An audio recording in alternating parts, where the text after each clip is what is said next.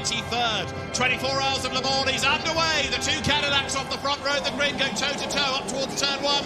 On the inside line, Alabama. On the outside line is Will Stevens. Stevens tries to brave it out on the outside line. He's just got his nose in front. As round the outside as well comes Julian Andlauer in the Porsche.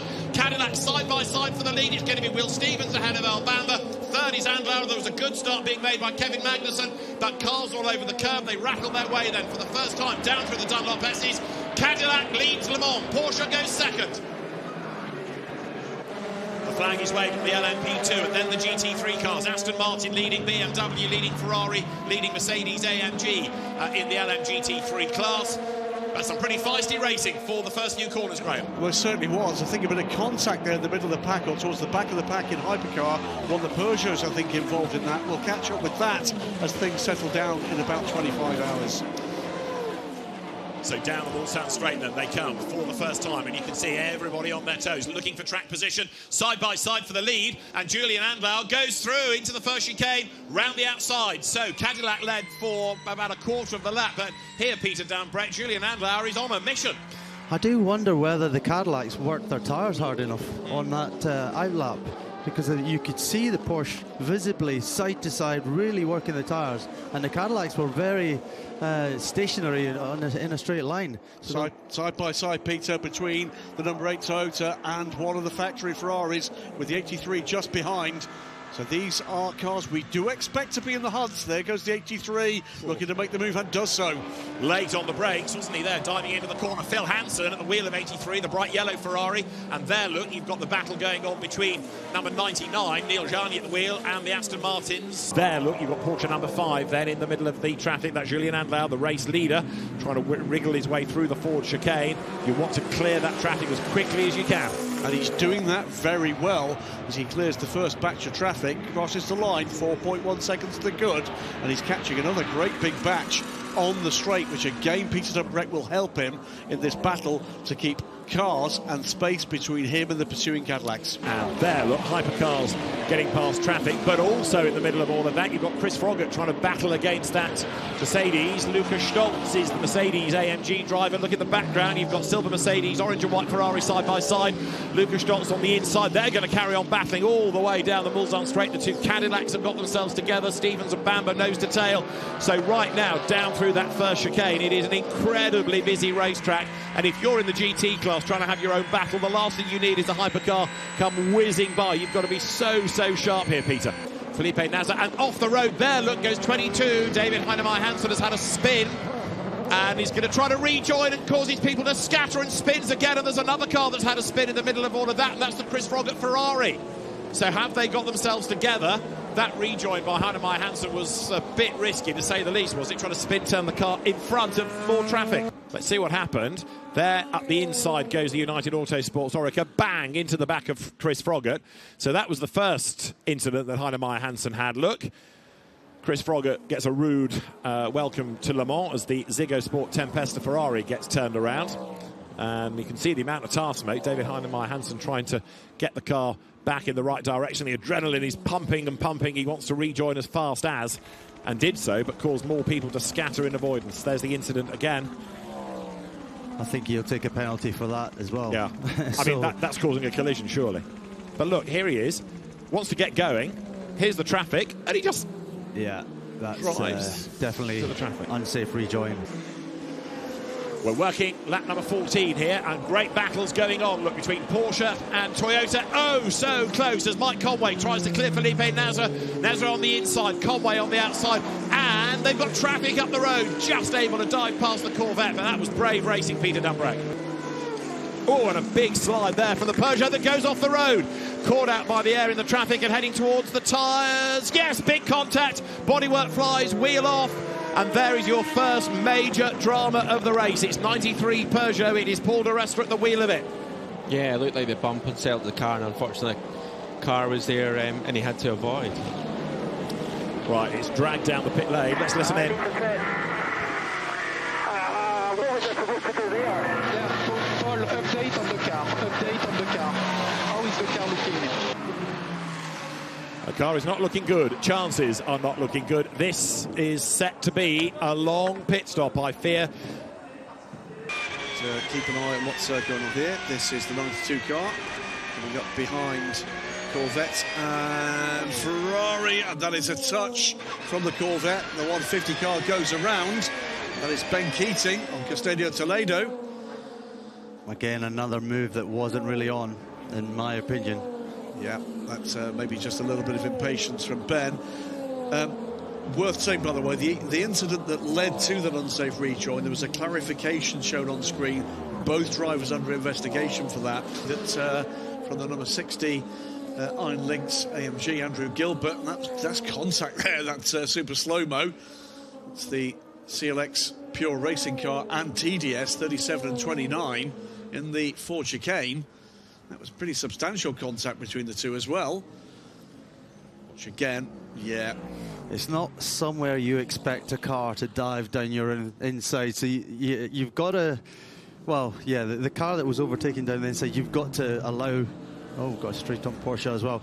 You've got to allow that space for that car. And in that instance, the driver on the outside just wasn't expecting it. Now, how is this going to go? Who's got the quicker package at this stage? You got to say, it's a defensive move there from Kevin Estre. Nothing he could do, though. Nick Nielsen has gone by the Porsche. That is fourth position for Nick Nielsen. Ferrari beginning to come to the fore here. All's clear of, and we've got trouble here for the number 21 car. Side by side with the Iron Danes Porsche. 21 Ferrari going around. Hands of Francois Heriot. Has Francois been in that car from the start? I think he has. But through the traffic, Will Stevens has just built that gap a little bit. Let's have another look at some of the battles that were coming down towards the chicane. Look at that, proper send up the inside by the Cadillac, up the curb. I'm not sure there was contact. And, oh, there was there, the second part of the drama. So look at the big lock-up. He's off the circuit completely in avoidance all over the curb, and clunk into the back goes Antonio Giovinazzi, who didn't really have anywhere else to go. So look, red Cadillac, yellow Ferrari in the traffic. Kubica thinks about the inside, can't get by there. Brendan Hartley is reeling them in as well. Look in the Peugeot. To the outside line goes Kubica. He's got a Ferrari GT car in the way. He gets round the outside. He's up the inside of the traffic. Fantastic move by Kubica. Yeah, brilliant, classy move there by Kubica. And he had to take that risk, didn't he? So he's got past the Cadillac. Look at the number 8 Toyota as well, down the inside of the Inter Europol car, LMP2 round Arnage.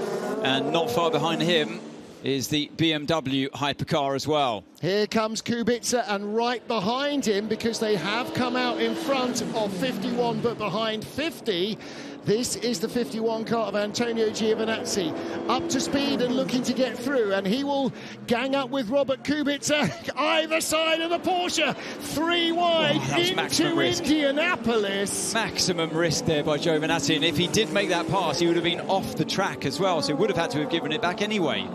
311 he was behind. It was another of the LMP2 cars. It's a big hit. That was a big clump, wasn't it? That's the RLR Sport car of Michael Jensen.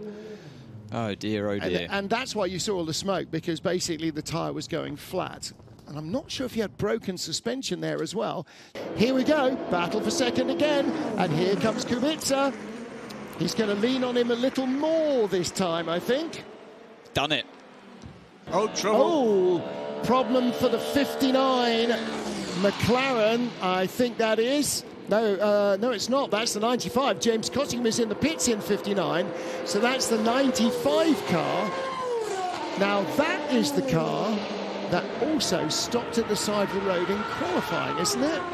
Hypercars, so much grip that they probably don't need to use that much track, but certainly some of the cars, oof, that was a wee tag. It was, and drama falls then, so the Peugeot gets tapped around, has to go now around the roundabout to get back onto the circuit.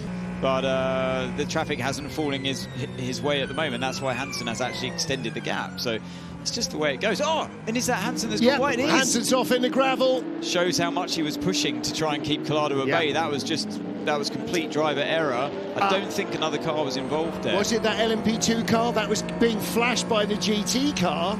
Let's see, where is it? That's Hansen. No, he's on his own. Are there any cars around him? No. No. That was just all alone. Yellow's at Marshall's post 30, debris at Marshall post 6, left-hand side. Let's have a look and see what's going on around the circuit right now. So it is the Porsche curves. I think it is the 46 Oh, now that's bad news, BMW. because that has been very well placed in LMGT3 for the bulk of the race. It's been leading it. There is the car in question that is off the road. Kelvin van der Linde as well at the wheel of the car. And it looks like it's gone straight on. I mean, you can see the witness marks there, the way he's gone through the gravel, as though...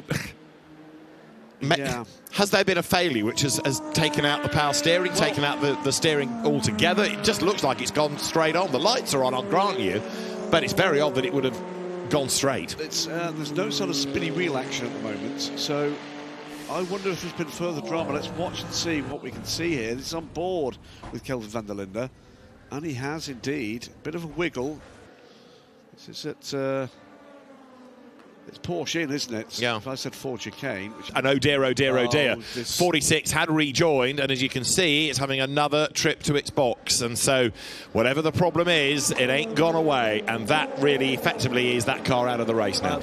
It's always good to see Ben going well. Right, I think now you're going to have Sarah Bovy coming back. Yes, definitely at Lila Wadu. Goes to the outside line, coming out of Terre Rouge then.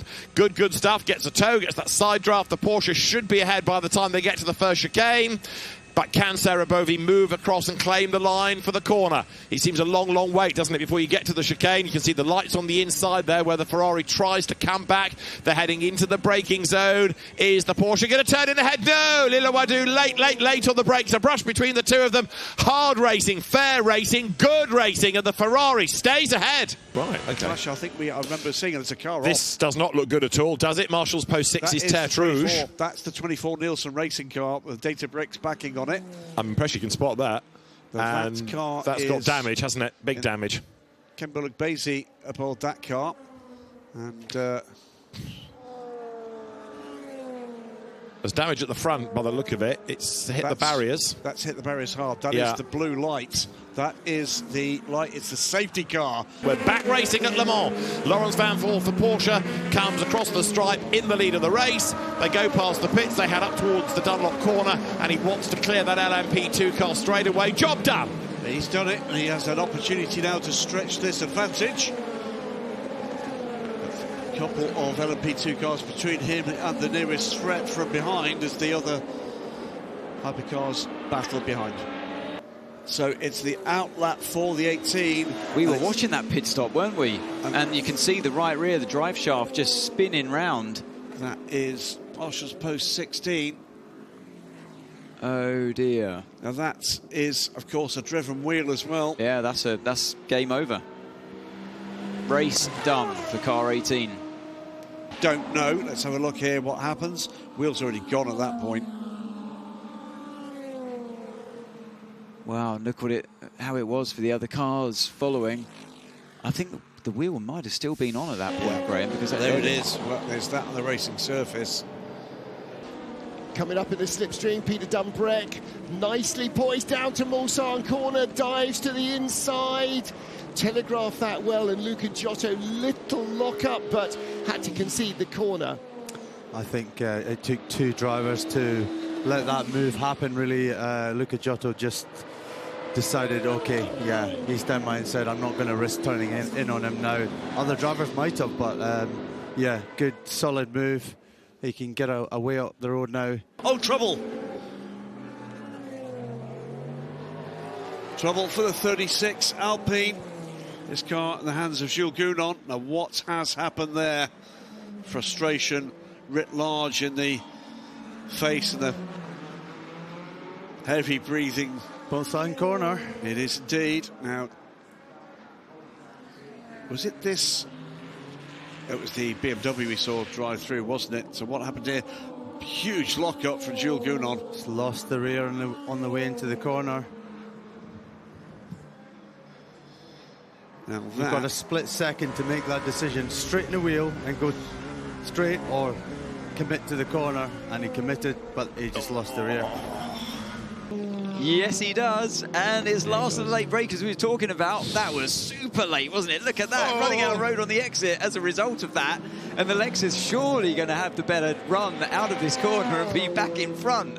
Job done for now then for Jack Hawksworth, back ahead, but Matthew Drudy will not like that small error. You can see how it compromised him, so he's got to do it all over again. The next chicane goes the opposite way. It's going to be a left-hander for the first part, then he go right. He's staying on the back of the Lexus, so he's proved he can do it once, but Jack Hawksworth knows what's coming now, and he'll try to defend all the way down to the chicane. Comes off the inside line, Drudy to the outside, late, he's on the brakes round the outside, he's done it, fantastic! Absolutely epic stuff. What a move around the outside. He couldn't make it work on the inside around the first chicane, so he went for the outside. It's just not fast enough around this track. Yeah, that's what it boils It's down nothing to do with balance of performance. Ooh. Very lively here. Look, the Aston Martin Valkyrie almost up against the barrier, bouncing back towards tarmac, skimming the guardrail. Wow, that was quite a moment, wasn't it? However, whatever triggered that, it's messy. And yes. The net result is that there may well be a penalty for Bourdais, but he's in. Full course yellow is called then. It's at Marshall's posts 26 and 27. Here it is again. Let's see. It looks like he's heading for the pits. He's in the pit lane. Yeah, and then he tries to avoid the marker board, and then he wants to get back out, and presumably the team say, no, you're in, stay in.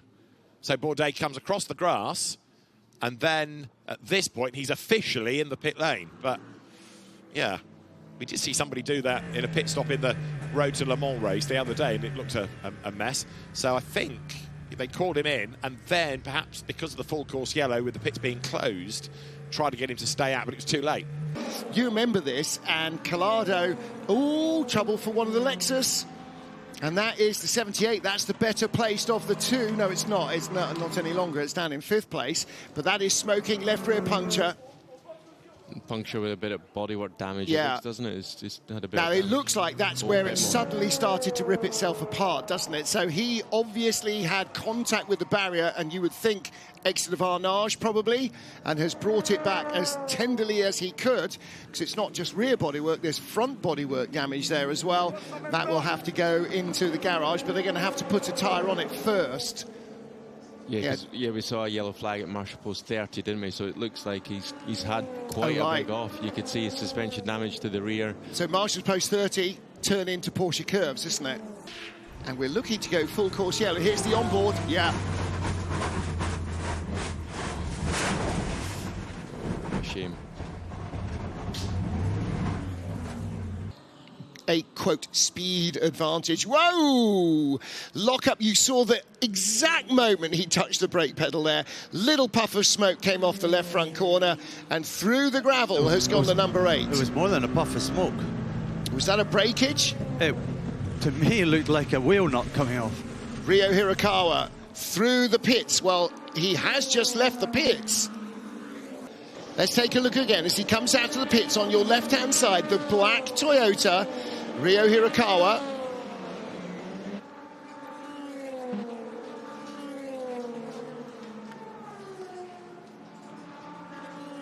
There it is. There it is. Yep, that's bouncing along. And then the puff of smoke.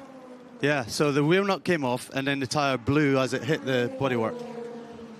One of the leading LMP2 cars, I think the 28 car, there it is, in the gravel, driver's right, going down towards Tête Rouge, and that's another car that's lost a wheel. Yep. So that is Jan van Utrecht with the right rear wheel gone from the number 28 car, third at the moment in LMP2, 3 hours and 40 minutes to go. There it goes, and let's hope that that's been contained by the fence. Yes. And let's face it, that car is now not going to go anywhere because he'll have no drive at all. Well, as we saw with Andre Lotteres, that car's done. Yep. Can't get it back.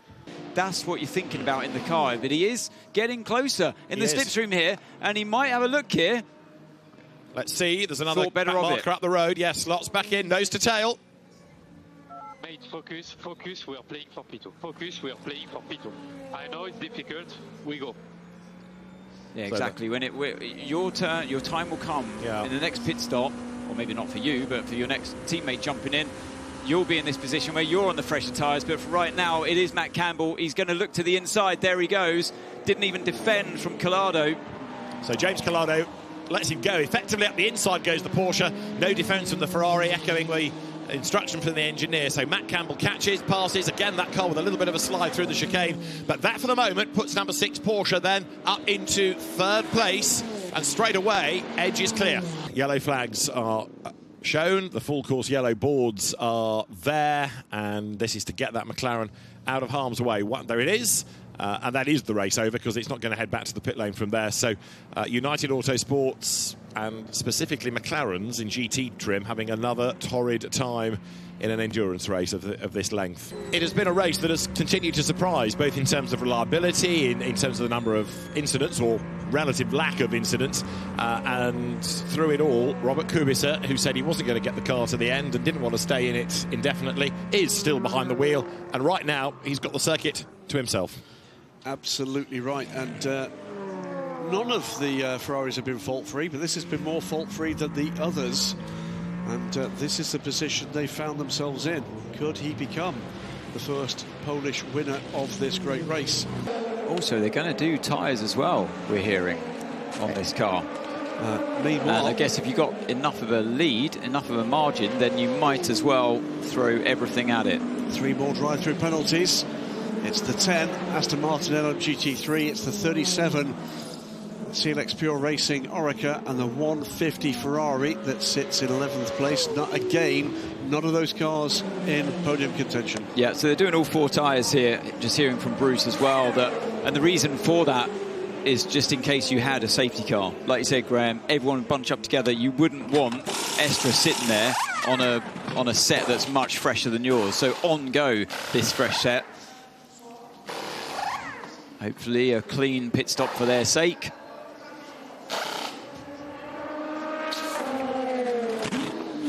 Covering all the bases there, weren't they? But this is Yellowly's car, isn't it? That is Yellowly's car. Oh, hang on a minute. Is that a pass for position? It is. It is. How is he behind? And he's made the stop. Has Esteban Masson been off the road? It's a 4-minute lap. Esteban Masson has had the delay. Yes, he has. What has happened there? So Nick Yellowly has taken served the drive-through, because his last pit stop was 32 seconds. And re-caught and passed Esteban Masson, who's just completed a lap in 4 minutes and 1 second. So BDS Panis Racing overtook for the lead and have lost it again immediately. Unbelievable. What happened to Masson? And Yellowly's got a 22 to 25 second advantage. He's pulled out 3 seconds in the first sector of the lap. Well, that's the pass, but I want to know how Yellowly had the chance to pass, and a shake of the head in disbelief for Panis. I think it's over. And into the Porsche curves for the final time. They are waiting. 350,000 fans are waiting. Millions worldwide are waiting. For the 3rd year in a row, the Prancing Horse will top the podium at Le Mans. 51 broke a long drought in 2023. 51 last year, and the 83 AF Corsa Ferrari wins Le Mans 2025. What a story, and what a final 2 hours plus from Robert Kubica. We have the LMGT3 leader coming to the line, and there are the 51 and 50 cars, as victory in LMGT3 goes to Manthey First Form, Porsche number 92, and Richard Leeds, for the 2nd time in 3 years, the 2nd time in 2 years, brings the car across the line. And Ryan Hardwick, who was thrilled beyond measure to win last time out, I have no idea how he's going to feel now. Still waiting for Nick Yellowly in Inter-Europol competitions, number 43 car, to come to the line. There he is with the black and yellow body. So he has crossed the line behind Robert Kubica. And there he is, right, that's the other car. So there he is, Nick Yellowly in the LMP2 winning car from Inter-Europol. And Jakub Śmiechowski, his 3rd podium, I beg your pardon, his 2nd podium in 3 years. No, he was 2nd last year in the 34 car. He won 2 years ago in the 34 car. So gold, silver, gold in the last 3 races for Inter-Europol. And Ye Yifei, the first ever Chinese winner at Le Mans outright. Inter-Europol do it again. Manthey do it again. And Ferrari have their 3rd win in a row.